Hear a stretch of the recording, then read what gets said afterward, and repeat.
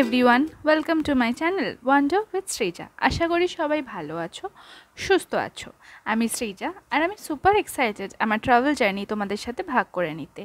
এই চ্যানেলে আমি তোমাদেরকে ভার্চুয়ালি ঘোরাবো অনেক অফবিট ডেস্টিনেশনে, শেয়ার করব আমার এক্সপিরিয়েন্স, ট্রাভেল টিপস, বাজেট আরও অনেক কিছু।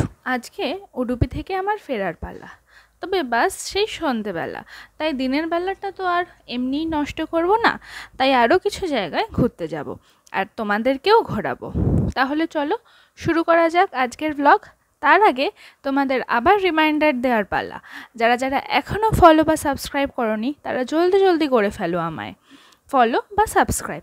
আর অবশ্যই আমায় জানিও কেমন লাগছে আমার ব্লগগুলো। জেনারেলি সব হোটেলের চেক আউট টাইম সকাল 10টা বা 11টা নাগাদ হয়, আমারও তাই ছিল।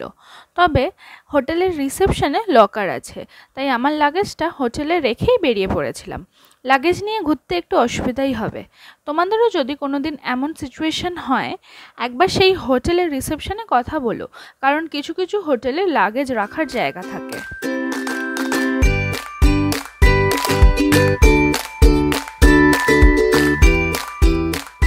এখন আমি আছি হস্তশিল্প হেরিটেজ ভিলেজ।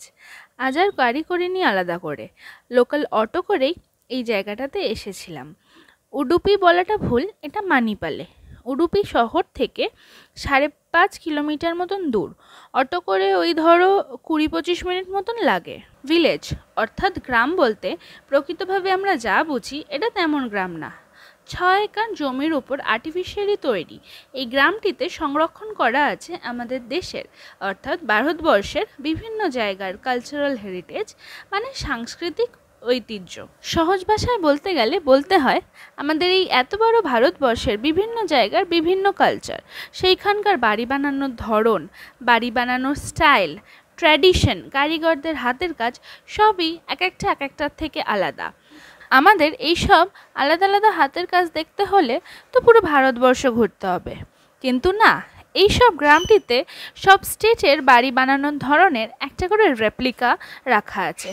ঠিক যাকে আমরা বনেদি বাড়ি বলি, তেমনভাবেই পুরো দেশের বনেদি বাড়িগুলোকে এক জায়গায় হাজির করা হয়েছে।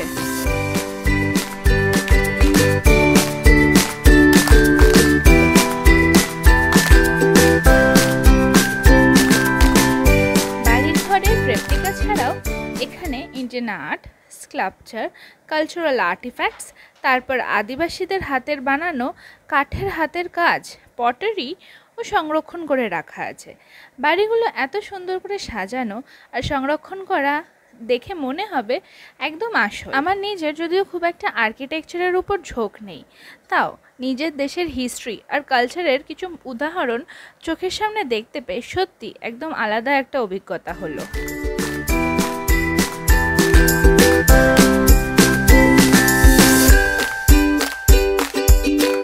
এবার আসি কিছু বেসিক ইনফরমেশনে। সকাল 10টা থেকে বিকেল 5টা অবধি খোলা থাকে হস্তশিল্প হেরিটেজ ভিলেজ, কিন্তু লাস্ট এন্ট্রি 3:30, খুব জোর হলে 4টে অবধি হয়, তারপর আর ঢুকতে দেয় না। প্রথম দিন আমি 5টার আগে গিয়েও ফিরে যেতে হয়েছিল। এটার কারণ ভেতরটা পুরো ঠিকঠাক ঘুরতে ওই মোট 2.5 ঘন্টা মতন লাগে, আর অন্ধকার হয়ে গেলে এই কারিগরিগুলো আর ভালো করে বোঝাও যায় না আর দেখাও যায় না। ও আচ্ছা, মানডে বন্ধ থাকে। ঢোকার জন্য টিকিটের দাম 300 টাকা অ্যাডাল্টের জন্য, স্টুডেন্ট বা সিনিয়র সিটিজেন হলে অবশ্য 150 টাকা লাগে, কিন্তু সেই ক্ষেত্রে হয়তো প্রুফ দেখাতে হতে পারে।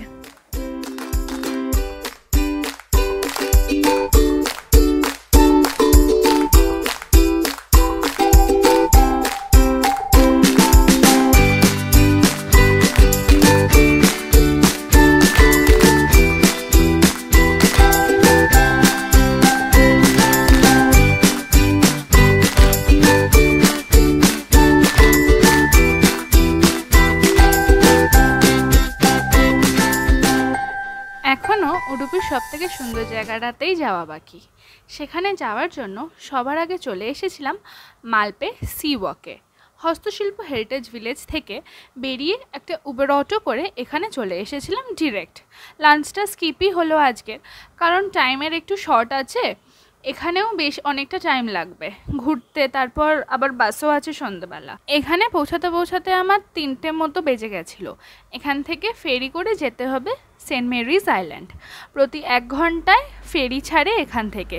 টিকিটের দাম 300 টাকা যাওয়া আসা মিলিয়ে। আইল্যান্ডে পৌঁছাতে টাইম লেগেছিল 30 মিনিটস মতন, আর ওখানে ওই 1 কি 1.5 ঘন্টা মতন থাকতে দেয়, তারপর আবার ফেরত একই ফেরিতে।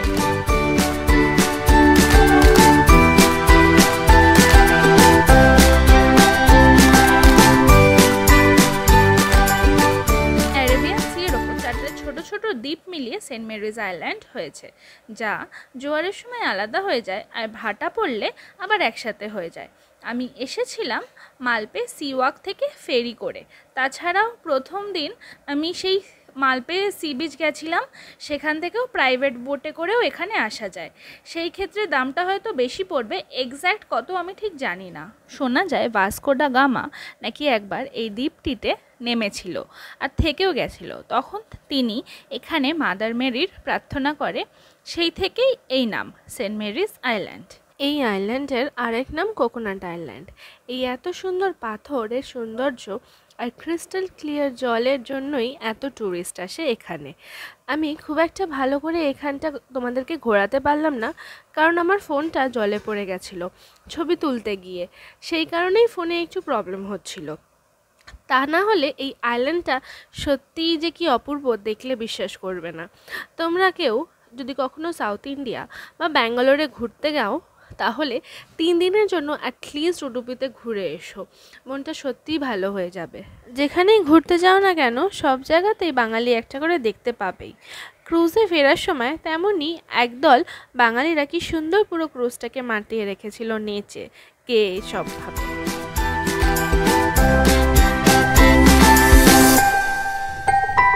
এবার ফিরে যাওয়ার পালা। রাত 8টা নাগাদ বাস ছিল উডুপি বাস স্ট্যান্ড থেকে। আগেই বলেছিলাম আমার হোটেল থেকে ওয়াকিং ডিস্টেন্সে ছিল বাস স্ট্যান্ডটা, তাই হোটেল থেকে ব্যাগ নিয়ে বাসে উঠে পড়েছিলাম। বিশাল টায়ার্ডও হয়ে পড়েছিলাম, আর তার উপর ফোনটাও ঠিকঠাক চার্জ হচ্ছিল না, তাই বাসের বেশি ক্লিপস নিতে পারিনি। তবে এবার আমার বাসটা সেমি সিটের বাস ছিল, যেটা আমি বুক করেছিলাম রেড বাস থেকে। ব্যাঙ্গালোরে নেমেছিলাম পরের দিন ভোর 6টা নাগাদ। উডুপি জায়গাটা তোমাদের কেমন লাগলো আমায় অবশ্যই জানিও কমেন্টে। আর যদি তোমরা আরও কোনো ইনফরমেশন জানতে চাও, তাহলে আমায় কমেন্ট করতে পারো। আজকের ব্লগটা এখানেই শেষ করছি। আমার ব্লগগুলো তোমাদের কেমন লাগছে আমাকে জানিও, আর ভালো লাগলে অবশ্যই আমার ভিডিওগুলোতে লাইক, কমেন্ট, শেয়ার করো, আর আমার চ্যানেলটাকে সাবস্ক্রাইব বা ফলো করে রেখো। আবার দেখা হবে তোমাদের সাথে নতুন একটা ভিডিওতে। সবাই ভালো থেকো, সাবধানে থেকো, টাটা।